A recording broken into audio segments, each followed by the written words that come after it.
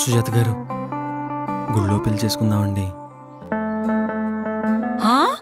ఏంటి గుళ్ళోనా? అంటే లేచిపోయి పెళ్లి చేసుకున్నట్టా? తప్పు తప్పు అలా అంటారేంటండి? దేవుడి సన్నిధిలో పెళ్లి చేసుకోవడం కంటే ఏం కావాలి చెప్పండి? మనం కలిసామంటే అది ఎవరి వల్ల చెప్పండి? ఎవరి వల్ల? దేవుడు వల్ల. ఫోన్ నెంబర్ మారటం వల్లే కదా మనం కలిసాం.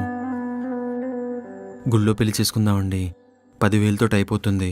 అప్పుడు మీ దగ్గర ఒక 20,000 మిగులుతుంది, నా దగ్గర ఒక 20,000 మిగులుతుంది. ఏమంటారు?